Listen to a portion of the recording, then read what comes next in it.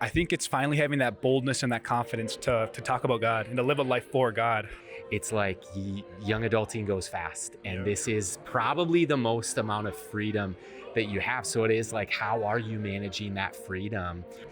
I think the best part about me or about adulting was learning that the struggles and the trials I went through actually build my character. Smooth seas never made a skilled sailor. I want to hear from young adults. What are their questions about faith, theology, life, adulting, dating, money, relationships, finances? Everybody, this is Micah and Josiah Kennealy with Young Adulting Today. We get to travel all over the globe answering questions on college campuses like, how do you continue to have strong faith after things just keep crashing down? What does a healthy Christian relationship look like? How do you grow and develop long-lasting, God-fearing Christian relationships? What are some healthy habits that you guys have set to help your walk with God? Join the journey.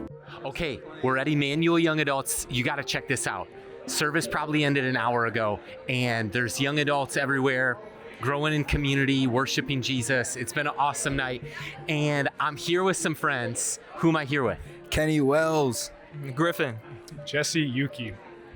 Y'all, fun night at Emmanuel Young Adults. What was your favorite part so far? Oh man, the misconceptions of money. I think that was a really good one because I think we stress a lot about money. We worry a lot about money, but money does not define you. So I think that one thing that when you told us about how our finances actually, we should trust in God because money reveals where your trust really is. And so that was really powerful. I love that one.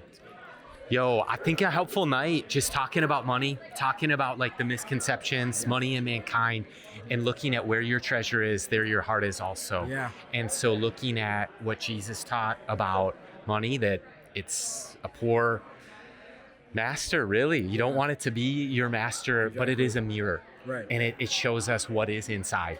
And really living that open-handed life. Freely we're given, freely we give, but we don't want to have those tight fists. It's that open hands. Okay, Griff, what about you, man? For me, it was definitely the connection time. This is my first time here, and I strongly recommend it if you're looking for like a real, authentic group of people to just build each other up. I got to meet my boy Jesse here. What was it, last week? And him and Kenny invited me here. And so it was just an amazing opportunity to be able to grow in connections and to grow with the community. Yeah. Wow. Okay. And Jesse, favorite part about being a part of Emmanuel Young Adults? Let's see. For me, it's got to be the worship. You know, I'm so glad that I'm able to be here with young adults and actually be praising God because that's what we're here for, is to praise and to acknowledge God. And so I was so glad that we had the worship team. We had other people. You know, people behind me were singing, people next to me, and there's no judgment. You know, we're all here singing. You know, I'm not a D1 singer, but you know, I'm giving my worship to God. And so I think for me personally, that was the greatest part of this night, was the worship and the love for God. So. My. You know, the scripture talks about like making a joyful noise. And for some of us, I'm with you. It's say that again. David danced with all his might. You know, God bless. God bless. That's amazing. Okay, so we do this podcast called Young Adulting Today. And basically it's answering any questions about faith, theology, life, adulting, relationships, finances. Some of the things we talk about is like real life. Adulting's hard, but we always say you don't need to do it alone. And you mentioned like godly community and having connection and growing, giving God the glory, learning what does the Bible have to say and how do you follow Jesus as a 20-something in 2026. And if you could ask who's got a question about adulting, maybe what's the hardest part of adulting? Is it money? Is it something else? Probably managing your responsibilities. I think I get tied up with so many distractions and other things that I may feel like I need but really don't. I think learning how to be more responsible of the things of like right now, and like kind of taking time to examine, okay, what do I need to get done now, and then what can I have to like maybe like you or do later that isn't really a now thing, you know? It's doing things today that your future self will thank you for. Yeah. That's wisdom. And wisdom is like habit stacking, wise plans, habit stacking wisdom, good choices, and they compound. And it is doing things today that your future self will thank you for. Hardest part? adulting? I would say for me, kind of the piggyback off what Kenny said, is learning like what I'm relying on. I feel like when we then exit the household, we're like, okay, now what do I rely on? I had my parents, and now truthfully, it's like all I have is God now. And like what you were talking about today, not relying on the money, but relying on the source, and so that's God. But yeah, I would say definitely what I'm relying on is a big one. That's a word. Okay, Jesse. All right. Let's hear the question one more time, please. Dude, of course. Like, what for you? Okay. 2026. What's maybe the hardest part of adulting? The hardest part of adulting, I think it's remembering my community and actually being able to use them like community, where it's giving and taking. It's not just these people around me. It's, okay, I'm having this problem. I can go to this person. I'm having this financial issue. Hey, I'm going to talk about it, and not being quick to take myself out of the community when I'm struggling, So I think for me, it's sometimes forgetting that I have this community and these people around me and these great guys and, people I can go to for, like you, for example, where the other week, I was hitting you up. I'm like, hey, I'm having this problem. What do you think? And boom, right there, so that's love. So I really appreciate that. My. It's community is there for you. But it's also like what I found about godly community is like what you invest into it. It's reciprocated.